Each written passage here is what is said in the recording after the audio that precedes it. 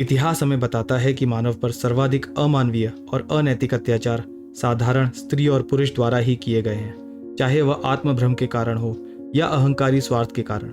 इन पुरुषों और महिलाओं द्वारा मानवता खो दी गई थी। इन दुखद घटनाओं और इन्हें चलाने वाली बुराई का अध्ययन करके हम खतरों से बेहतर तरीके से बचना सीख सकते हैं। तो दोस्तों, मैं हूं आपका होस्ट गौरव और मैं आप सब लोगों का हार्दिक अभिनंदन करता हूं अपने चैनल पे, जिसका नाम है गौरव टॉक्स। और आज हम अपने अध्ययन को आगे बढ़ाते हुए एर्मा ग्रीजा के बारे में बात करेंगे, जिसे कुछ लोग द हाइना ऑफ ऑशविट्स मतलब ऑशविट्स का लकड़बग्घा भी कहते हैं।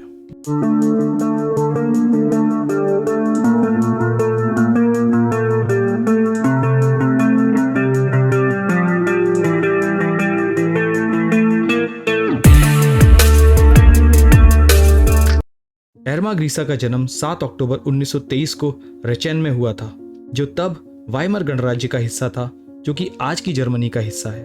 एर्मा 5 बच्चों में से तीसरी थी और उसके माता पिता दोनों डेयरी कर्मचारी थे। जनवरी 1933 में एडोल्फ हिटलर और नाजी पार्टी सत्ता में आई। नाजी कुशल प्रचारक थे, जिन्होंने अपने संदेशों को फैलाने के लिए परिष्कृत विज्ञापन तकनीकों का सहारा लिया। बच्चों और किशोरों को नाजी विचारधारा और नीति से परिचित कराने के लिए Hitler youth and league of German girls को नाजी पार्टी को युवा समूहों के रूप में विकसित किया गया। इन युवा समूहों ने जर्मनी के युवाओं को भी युद्ध के लिए तैयार किया था। क्योंकि इर्मा के पिता नाजी हमदर्द नहीं थे और नाजियों से जुड़ी हर चीज का तिरस्कार करते थे, उन्होंने कभी भी अपने बच्चों को नाजी युवा संगठनों में शामिल होने की अनुमति नहीं दी थी। हालांकि उस समय नाजी विचारधारा से बचना असंभव था, क्योंकि स्कूलों ने भी नाजी विचारों को जर्मन युवाओं तक पहुंचाने में महत्वपूर्ण भूमिका निभाई थी। स्कूल में अपने शुरू के दिनों से एर्मा ग्रीसा जैसे जर्मन बच्चों को एडोल्फ हिटलर के पद से प्रभावित किया जाता था और जर्मन शिक्षकों को नई पाठ्य पुस्तकें प्रदान की गई थी, जिनमें छात्रों को हिटलर के प्रति प्रेम, राज्य सत्ता के प्रति आज्ञाकारिता, सैन्यवाद, नक्सलवाद और यहूदी विरोधी बताया जाता था और पढ़ाया जाता था। 1936 में जब एर्मा 13 वर्ष की थी, तो उसकी मां ने एक स्थानीय पब मालिक की बेटी के साथ अपने पति के संबंध की खोज में हाइड्रोक्लोरिक एसिड पीकर आत्महत्या कर ली। उसके बाद उसका लालन पोषण उसके पिता एल्फ्रेड ग्रीजा ने किया, जो कि एक कट्टर ईसाई थे और जो अपने बच्चों को अनुशासित करने के लिए सख्ती से पेश आते थे। स्कूल में एर्मा ग्रीसा का प्रदर्शन कुछ खास नहीं था। एर्मा की बहन हेलेना के अनुसार एर्मा को स्कूल में बुरी तरीके से धमकाया, यानी कि बुली किया जाता था, और जब वह केवल 14 वर्ष की थी तो उसने स्कूल छोड़ दिया। फिर बाद में 6 माह के लिए उसने कृषि कार्य किया, जिसके बाद वह ल्यूकेन चली गई, जहां उसने 6 महीने के लिए खुदरा दुकान यानी कि रिटेल शॉप पर भी काम किया था। इस बीच एर्मा ग्रीसा ने कई बार होहेनलाइशेन के एसएस सैनिटोरियम में प्रशिक्षण के लिए आवेदन दिया, लेकिन हर बार अस्वीकारी गई। आखिरकार 1939 में 15 साल की आयु में ग्रेजा होहेनलाइशेन सैनिटोरियम में स्वीकारी गई, जहां उसने लगभग 2 साल सहायक नर्स के रूप में काम किया और सैनिटोरियम में चिकित्सा अधिकारी कार्ल गेबर्ट, जो कि एक नाजी डॉक्टर था, उसके अधीन प्रशिक्षण प्राप्त किया। कार्ल गेबर्ट, जो कि एक नाजी डॉक्टर था, उसका आगे चल के ट्रांसफर रेवेंसब्रूक कॉन्सेंट्रेशन कैंप में हुआ, जहां उसे कैदियों की चिकित्सा का काम सौंपा गया। कैदियों की चिकित्सा तो एक बहाना होता था, पर असल में ये नाजी डॉक्टर चिकित्सा की आड़ में कैदियों के ऊपर अनगिनत अमानवीय त्रासदियां करते थे। ऐसे ही एक नाजी डॉक्टर जिसका नाम योसेफ मेंगले था, उसके ऊपर मैंने एक पूरा वीडियो अलग से बनाया है और उसका लिंक मैंने डिस्क्रिप्शन बॉक्स में दे दिया है। आप लोग वो वीडियो जरूर जाके देखिए। उसमें आप लोगों को पता चलेगा कि नाजी डॉक्टर चिकित्सा की आड़ में कैदियों के ऊपर कितने भयंकर और क्रूर प्रयोग करते थे। बहरहाल, अब हम एर्मा ग्रीसा पर वापस आते हैं। एर्मा ग्रीसा होहेनलाइशेन सैनिटोरियम में एक पूर्ण नर्स बनना चाहती थी, लेकिन क्योंकि उसकी एकेडमिक एजुकेशन अच्छी नहीं थी, इसलिए 1941 यानी कि 1941 में जब वह 17 साल की आयु की थी, तब उसे फ्रिस्टनबर्ग में एक डेयरी फार्म में भेज दिया जाता है, जहां उसे कुछ महीने मक्खन की मशीन यानी कि बटर मशीन को संचालित करना पड़ा।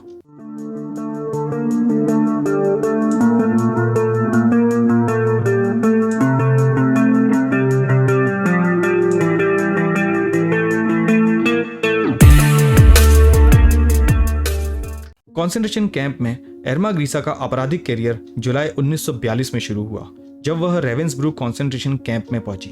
रेवेंसब्रूक मई 1939 में खोला गया नाजियों द्वारा स्थापित एकमात्र प्रमुख महिला शिविर था। कुल मिलाकर पूरे यूरोप से लगभग 1,32,000 महिलाएं इस यातना शिविर से होकर गुजरी थीं, जिनमें पोल, रूसी, यहूदी, जिप्सी और अन्य शामिल थीं। अंत में उस संख्या में से 92,000 से अधिक महिलाओं की मृत्यु हो गई थी। रेवेंसब्रूक कैंपस में गार्ड और प्रशासक यानी कि एडमिनिस्ट्रेटर के रूप में काम करने वाले एसएस पुरुषों और पर्यवेक्षकों यानी कि सुपरवाइजर के रूप में सेवा करने वाली 150 महिलाएं काम करती थी।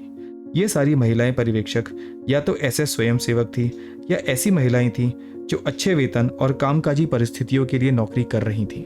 रेवेंसब्रूक ने एर्मा ग्रीसा जैसे महिला एसएस गार्डों के लिए एक प्रशिक्षण शिविर भी रखा था जिसे डोरेथिया बेंस चलाती थी और जिसका ये मानना था कि कैदियों को तब तक काम करना होगा जब तक वे मर नहीं जाते, और उनके पर्यवेक्षकों जैसे कि एर्मा ग्रीसा का यह काम था कि उनके जीते जी यानी कि कैदियों के जीते जी उनसे अधिकतम काम प्राप्त किया जाए। रेवेंसब्रूक इस प्रकार एर्मा ग्रीसा जैसी लगभग 3,500 महिला गार्डों के लिए एक प्रशिक्षण केंद्र या हिंसा का स्कूल बन गया और यहाँ से प्रशिक्षण लेने के बाद ये महिला गार्ड या तो रेवेंसब्रूक और या फिर अन्य कॉन्सेंट्रेशन कैंप में अपनी सेवा प्रदान करने गईं। 1942 की गर्मियों में एसएस मेडिकल डॉक्टरों ने रेवेंसब्रूक के कैदियों पर अनैतिक चिकित्सा प्रयोग किए। इन प्रयोगों के मुख्य कोऑर्डिनेटर कार्ल्स गेबर्ट थे और उनके सहायक डॉक्टर हाल्टा ओबरह्यूसर और फ्रिट्ज फिशर बने। इन डॉक्टरों का मानना था कि जंग के दौरान विकलांग हुए नाजी सैनिकों के इलाज की मदद के लिए कैदियों पर चिकित्सीय प्रयोग करना आवश्यक था, और इन प्रयोगों के लिए ये डॉक्टर कैदियों की हड्डियों को स्थापित और विस्थापित करना और प्रत्यारोपण यानी कि ट्रांसप्लांटेशन करने के लिए विभिन्न तरीकों का परीक्षण करते थे। और इन परीक्षणों के लिए अक्सर ये डॉक्टर महिला कैदियों के पैरों को तोड़ने के लिए हथौड़े का इस्तेमाल करते थे, फिर खुले घावों को आक्रामक बैक्टीरिया से संक्रमित करते थे और संक्रमण को रोकने के लिए सल्फोनामाइड्स जैसे विभिन्न रासायनिक पदार्थों के साथ और बिना उपचार की निगरानी करते थे। यहाँ ध्यान देने वाली बात यह है कि ये सारे परीक्षण बिना एनेस्थीसिया के किए जाते थे। इन प्रयोगों के अलावा भी ये डॉक्टर अनगिनत क्रूरतापूर्ण कार्य करते थे, जैसे कि महिलाएं और बच्चों की नसबंदी कराना, जैसे कि महिलाओं का जबरन गर्भपात कराना और जैसे कि अनगिनत शिशुओं की हत्या कराना।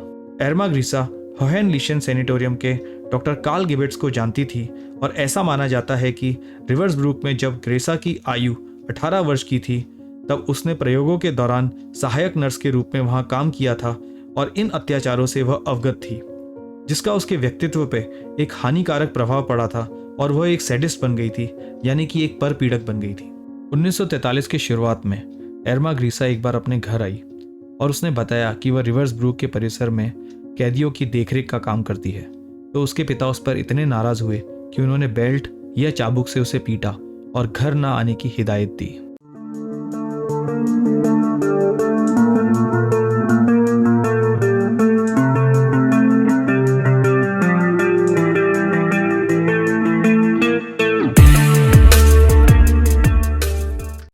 मार्च 1943 में एर्मा ग्रीसा को ऑश्विट्ज़-बर्केनॉउ कॉन्सेंट्रेशन कैंप में तैनात किया गया था, जो कि जर्मन कब्जे वाले पोलैंड में स्थित था।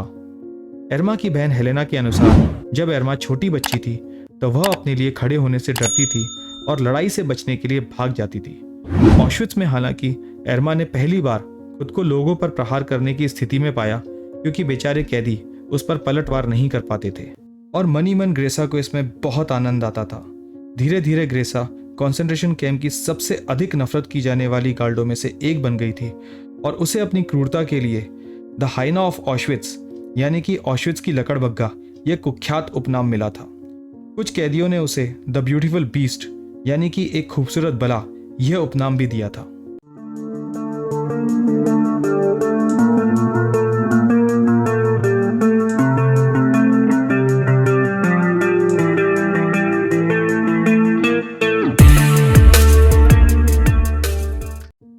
ग्रेसा यौन विचलन से ग्रसित थी और बेर्केनॉउ में उसके बहुत सारे स्त्री और पुरुष प्रेमी थे। ग्रेसा के संबंध कुख्यात डॉक्टर मेंगले और ऑश्विट्ज़ के कमांडेंट योसेफ क्रेमर के साथ भी थे। जब ग्रेसा का प्रेम प्रसंग डॉक्टर मेंगले के साथ चला तो दोनों कैदियों का सिलेक्शन प्रोसीजर साथ साथ करते थे। जो कैदी फिजिकली फिट पाए जाते थे उन्हें मजदूरी के लिए भेज दिया जाता था और ज्यादातर कैदियों को गैस चैम्बर भेज के मार दिया जाता था। ऑश्विट्ज़ की पूर्व डॉक्टर गेलेसा पर्ल ने एर्मा के बारे में कहा था, आज तक मैंने जितनी भी महिलाएं देखी होंगी उनमें एर्मा सबसे खूबसूरत थी। उसका शरीर हर मामले में परिपूर्ण था, उसका चेहरा स्पष्ट और दिव्य था और उसकी नीली आंखें सबसे खुशनुमा और मासूम थी जिसकी कोई कल्पना कर सकता था। फिर भी एर्मा सबसे भ्रष्ट और क्रूर थी। ऑशविट्ज की एक उत्तरजीवी ओल्गा लेंगियल अपने संस्मरण 5 चिमनीज में लिखती हैं कि ग्रेसा के रिश्ते सिर्फ डॉक्टर मेंगले के साथ नहीं थे, बल्कि और नाजियों के साथ भी थे। जब गैस चैम्बर के लिए महिलाओं के चयन का समय आता था, तो लेंगियल ने नोट किया था कि एर्मा ग्रीसा जानबूझकर ईर्ष्या और द्वेष के कारण सुंदर महिला कैदियों को ही गैस चैम्बर के लिए चुनती थी। हालांकि कुछ महिला कैदी ऐसी भी थीं जिन्हें एर्मा ग्रीसा पसंद करती थी, जैसे कि 16 साल की नीना कैलेस्का का मामला था, जिसके बारे में ग्रेस ने बताया था कि उसे वह अपनी बहन की याद दिलाती थी। कैलेस्का का उपयोग एर्मा द्वारा संदेशवाहक और लुकआउट गर्ल के रूप में किया जाता था, जब एर्मा बैरक में लेस्बियन ऑर्गीज आयोजित किया करती थी ताकि कोई भी उसे बाधित ना कर सके। ग्रेसा के कई महिला कैदियों के साथ यौन संबंध थे और जब वे उनसे ऊब जाती तो उन्हें मारने के लिए गैस चैम्बर के लिए चुन लेती। उसने कई बार अपने यौन विषयों को भी पीटा था। जब एक सुंदर जॉर्जियाई व्यक्ति ने ग्रेसा की ओर बढ़ने से इनकार कर दिया था, तो एर्मा ने उसकी प्रेमिका को नग्न करके शिविर में बालों के साथ घसीटा और कोड़े मारे। बाद में इस आदमी को गोली मार दी और महिला को कैंप वैश्यालय भेज दिया। जब डॉक्टर मेंगले को पता चला कि एर्मा के और यहूदी कैदियों के साथ भी यौन संबंध थे जिन्हें नस्लीय रूप से हीन माना जाता था, तो डॉक्टर मेंगले ने एर्मा के साथ अपना रिश्ता समाप्त कर दिया। ऑशविट्ज में ग्रेस का एक और एसएस ऑफिसर फ्रेंस वोल्फगैंग हेडजिंगर के साथ भी प्रेम प्रसंग चला, जो कि ऑशविट्ज 1 में निर्माण विभाग का मुख्य अभियंता था। इस रिश्ते के बावजूद ग्रेसा के इतने सारे प्रेमी थे कि एक समय पर उसे यौन संचारित रोग यानी कि एसटीडी हो गए और ओल्गा लेंगियल के अनुसार उसके कई गर्भपात भी हुए थे। डॉक्टर गैलेसा पर्ल ने इनमें से एक गर्भपात किया था, जिसमें एर्मा की एकमात्र चिंता ये थी कि उसे दर्द महसूस ना हो। एर्मा ग्रीसा कंसंट्रेशन कैंप में अपने चमड़े के चाबुक को ले जाने के लिए भी बदनाम थी, जो कि सेलेफोन से ढका हुआ था ताकि उसमें से मानव रक्त को आसानी से धोया जा सके। वह गेट पर खड़ी रहती और जब काम करने वाली पार्टी बाहर जाती तो नियमित रूप से बिना किसी कारणवश वो कैदियों को चाबुक से पीटती, क्योंकि इसमें उसे बहुत मजा आता था।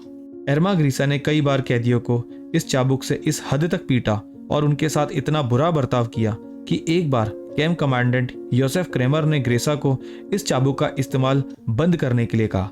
हालांकि ग्रेसा ने कभी भी इस चाबुक का इस्तेमाल बंद नहीं किया। ग्रेसा कैदियों को चाबुक से मारने का कारण भोजन चुराना बताती थी और या फिर रोल कॉल में देरी से पहुंचना बताती थी। रोल कॉल का समय अक्सर सुबह 3 बजे से लेकर सुबह 9 बजे तक का होता था और इस पूरे दौरान कैदियों को खड़े ही रहना पड़ता था। इतनी देर रोल कॉल में खड़े रहने के दौरान अगर कैदी जरा भी इधर उधर होते तो एर्मा ग्रीसा चाबुक से उन्हें बुरी तरीके से पीटती या फिर घंटों उन्हें घुटनों के बल खड़े रहने की सजा देती। रोल कॉल की इस प्रक्रिया को यथासंभव तरीके से कठिन बनाने के लिए एर्मा ग्रीसा कैदियों के दोनों हाथों में बड़े बड़े पत्थर दे देती और उनको ये आदेश दिया जाता कि हाथ सर के ऊपर ही रहने चाहिए। अगर थक हार के किसी कैदी के हाथ नीचे आते तो एर्मा ग्रीसा उसे बुरी तरीके से पीटती। अपने चाबुक के अलावा एर्मा ग्रीसा कैदियों को अपनी छड़ी से भी पीटती थी। ग्रेसा की पसंदीदा आदत महिलाओं को तब तक पीटना होती थी जब तक वे लहूलुहान होकर जमीन पे ना गिर जाएं, और जिसके बाद वे अपने भारी भारी जूतों से उन्हें बुरी तरीके से लात मारती थी। जैसा कि मैंने पहले बताया था कि ग्रेसा ने कुछ कैदियों की मदद भी की थी। ऐसा ही एक किस्सा एलिस टेनेनबॉम नाम की कैदी का था, जो कि 14 वर्ष की थी और जिसे योसेफ मेंगले द्वारा 16 बार गैस चैम्बर भेजा गया था और हर बार ग्रेसा गैस चैम्बर जाके टेनेनबॉम को बाहर निकाल लाती थी। युद्ध के बाद एलिस को पता चला कि ग्रेसा ने उसे इतनी बार इसलिए बचाया था क्योंकि उसकी शक्ल ग्रेसा की बहन हेलेना से मिलती थी। ऑशविट्ज के कुछ बचे हुए उत्तरजीवियों को याद आया कि एर्मा ग्रीसा के पास 2 विशाल कुत्ते भी हुआ करते थे जिन्हें वो अक्सर भूखा रखती थी, और उन कुत्तों को वो अक्सर उन कैदियों पे छोड़ देती थी जिनसे कि उसे भड़ास निकालनी होती थी। एक ऐसे ही अवसर पर जब एक महिला कमांडो बाहर से शिविर में पत्थर ले जा रही थी तो 2 छोटी महिला कैदी झिझकी और उनका नियंत्रण अपनी हथगाड़ी जिसमें कि पत्थर पड़े थे उस पे से खो गया, और इस कारणवश वह हथगाड़ी पलट गई और उसमें रखे हुए सारे पत्थर उस क्षेत्र में बिखर गए। एक उत्तरजीवी ने बाद में इस बात की गवाही भी दी कि इर्मा को इस बात पर इतना गुस्सा आया कि उसने अपने 2 खूंखार कुत्तों को इन 2 बेचारी छोटी लड़कियों पर छोड़ दिया। लड़कियों ने इन कुत्तों के नुकीले दांतों से बचने की असंभव कोशिश भी की, लेकिन प्रशिक्षित हथियारों ने आसानी से इन 2 बेचारी लड़कियों को फाड़ दिया। वे खूंखार कुत्ते उन 2 बेचारी बच्चियों के शव को नोच रहे थे और ये खूनी नजारा देख के ग्रेसा के चेहरे पे मुस्कान आ गई थी। ऑशविट्ज बर्केनौ कंसंट्रेशन कैंप का परिसर बहुत बड़ा था और इसमें बहुत सारे बैरक्स थे जो कि कटीले तारों की बाढ़ से घिरे हुए थे। यहाँ एर्मा का एक खूनी दरिंदगीपूर्ण खेल भी चलता था। वह बहुत बार महिलाओं को बहला फुसलाकर बहाने से बाढ़ के आगे जाने के लिए कहती थी, और अगर कोई महिला उसकी बातों में आकर बाढ़ के आगे चली जाती तो गार्ड उसे गोली मार देता और इन सब में एर्मा को बहुत खुशी मिलती थी। एर्मा ग्रीसा के ऊपर कुछ अफवाहें भी हैं जिनकी प्रामाणिकता को सिद्ध करना असंभव है, जैसे कि द गार्जियन जो कि एक प्रसिद्ध अखबार है, उसके 21/11/2005 के संस्मरण के अनुसार मानव त्वचा से बने लैम्पशेड जो कि 3 कैदियों की खाल से बने थे वे एर्मा ग्रीसा के क्वार्टर में पाए गए थे। इसी तरह एक पूर्व न्यायाधीश गैरेल्ड स्पैरो द्वारा प्रस्तुत द वुमेन हु किल्स यानी कि हत्या करने वाली महिलाओं के प्रसिद्ध मामलों की एक टिप्पणी में वह दावा करता है कि एर्मा ने अपने घर में 3 पीड़ितों की खाल को सबसे आकर्षक लैम्पशेड में बनाया था, क्योंकि उसने पाया था कि मानव त्वचा जो कि हालांकि सख्त और टिकाऊ होती है फिर भी सबसे अच्छी तरीके से प्रकाश देती है। गैरेल्ड स्पैरो ने अपने लेखों में मानव त्वचा से बनी अन्य वस्तुओं का भी जिक्र किया है, जैसे कि पुस्तक कवर, दस्ताने और हैंडबैग।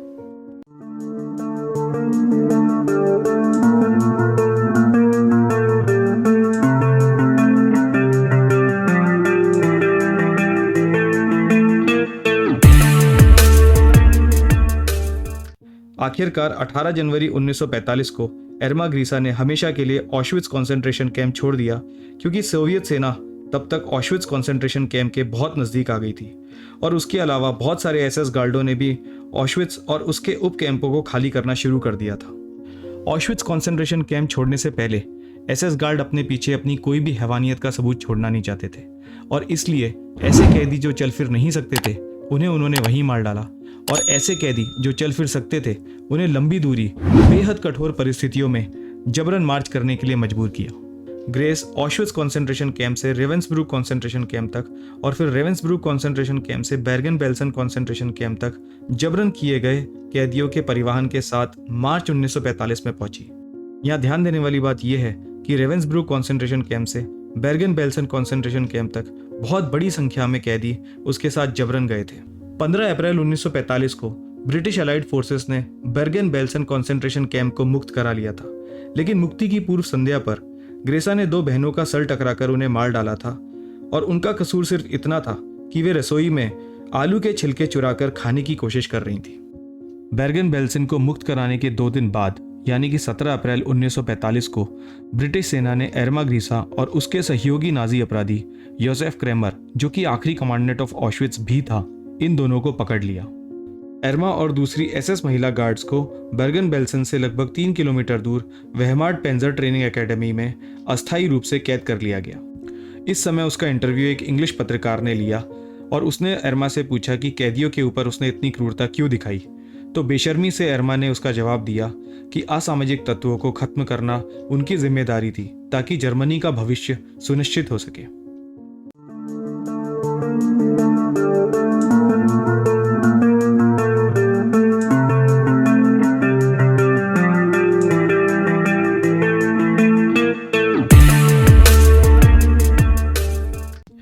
सत्रह सितंबर 1945 में एर्मा पर मुकदमा चला और मुकदमे के दौरान वकील ने और बहुत सारे गवाहों ने यह गवाही दी कि एर्मा सबसे खतरनाक एसएस महिला थी जिसने बहुत सारे कैदियों की हत्या की थी। तो एर्मा ने इसके जवाब में यह कहा कि वे सब झूठ बोल रहे हैं और अतिशयोक्ति कर राई का पहाड़ बना रहे हैं। ग्रेसा ने सिर्फ मारपीट की बात को ही स्वीकारा। हालांकि एर्मा को इस झूठ से बचने में कोई मदद नहीं मिली और 17 नवंबर 1945 को ब्रिटिश न्यायाधीश ने एर्मा को फांसी की सजा सुनाई। एर्मा सिर्फ 22 वर्ष की थी जब जल्लाद एल्बर्ट पियरपॉइंट ने 13 दिसंबर 1945 को उसे फांसी पर चढ़ाया। फांसी पर चढ़ने से पहले ग्रेसा के आखिरी शब्द स्नेल थे, जिसका मतलब होता है जल्दी। ग्रेसा 20वीं सदी में ब्रिटिश कानून के तहत न्यायिक रूप से मरने वाली सबसे कम उम्र की महिला बनी।